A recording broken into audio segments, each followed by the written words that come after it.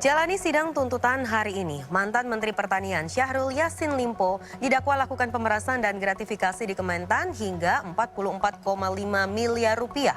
Uang rakyat itu digunakan untuk membiayai gaya hidup pribadi dan keluarga SYL. Mulai untuk urusan dapur hingga skincare. Dan berikut sekelumit fakta kasus korupsi mantan mentan Syahrul Yassin Limpo. September 2023 lalu, masih teringat di benak Good People waktu pertama kali kehebohan terjadi. Sebab KPK geledah rumah Menteri Pertanian periode 2019-2023, Syahrul Yassin Limpo. Diperoleh kecukupan alat bukti untuk dinaikkan ke tahap penyidikan dengan menetapkan dan mengumumkan tersangka sebagai berikut. 1. SYL, Menteri Pertanian Republik Indonesia, periode 2019-2024. Sempat ada kabar dari perjalanan dinasnya di Eropa usai penggeledahan. Akhirnya SYL pulang ke tanah air dan langsung mengundurkan diri dari jabatannya sebagai mentan. Tak lama berselang KPK tetapkan mantan Gubernur Sulawesi Selatan ini sebagai tersangka pada 11 Oktober 2023. Dari sidang perdana SYL yang digelar pada 28 Februari lalu, di penghujung Juni ini SYL hadapi sidang tuntutan. Jalani proses yang panjang, sejumlah fakta-fakta terkuak, bikin heboh dan geleng kepala dibuat ulahnya. Ya, foto ini salah satunya. Terlihat pertemuan SYL dan pimpinan KPK Firly Bahuri di lapangan badminton daerah Mangga Besar, Jakarta Pusat. Menimbulkan banyak spekulasi di masyarakat. Foto ini kerap dikaitkan dengan dugaan pemerasan oleh pimpinan KPK terhadap SYL. Meskipun Firly menampik adanya hubungan pertemuan tersebut dengan penyelidikan yang tengah berlangsung terhadap SYL, namun seiring viralnya foto tersebut, SYL akhirnya laporkan Firly ke Polda Metro Jaya atas dugaan pemerasan. Belakangan terungkap lewat sidang di Tipikor Jakarta Pusat, saat dimintai keterangan sebagai saksi, SYL ungkap berikan uang senilai 1,3 miliar rupiah ke Firly secara bertahap. 500 juta rupiah yang pertama kali diberikan ia serahkan saat bertemu Firly di lapangan badminton yang fotonya bocor ke publik. Yang tak kalah bikin geram publik, total uang 44,5 miliar rupiah yang diselewengkan SYL ternyata digunakan untuk membiayai gaya hidup pribadi dan keluarga SYL. Mulai untuk urusan dapur hingga skincare.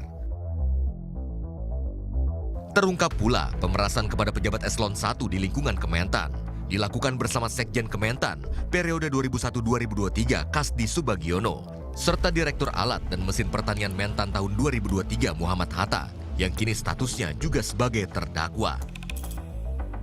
Di antaranya uang hasil pemerasan tersebut digunakan untuk membiayai sunatan cucunya, keperluan rumah dinas sebanyak 3 juta rupiah per hari, membeli mobil untuk sang anak, hingga biaya pembelian kacamata istri. Tak sampai di situ, bahkan uang hasil korupsi SYL juga digunakan untuk membayar biduan sebagai pengeluaran hiburan di Kementan yang mencapai 50 hingga 100 juta rupiah.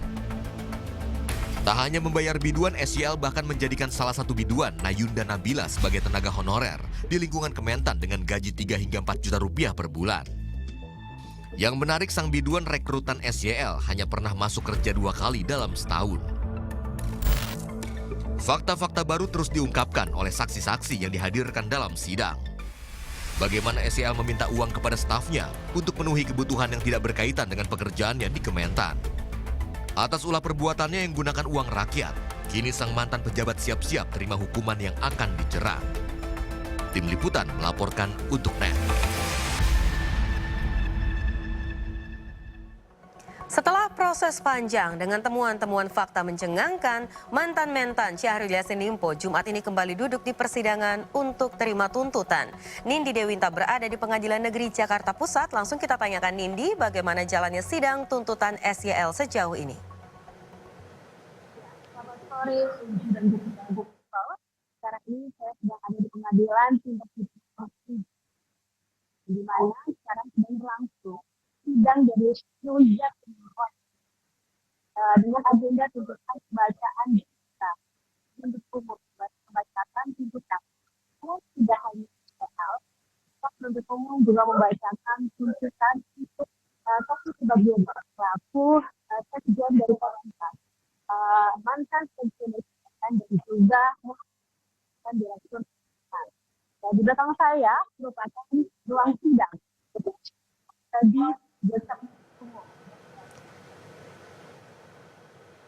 Ya, sebelumnya kami sampaikan mohon maaf untuk good people yang mendengarkan mengenai fakta terkini yang disampaikan oleh rekan kami Nindi dikarenakan ada kendala teknis sehingga informasi tidak dapat disampaikan dengan jelas.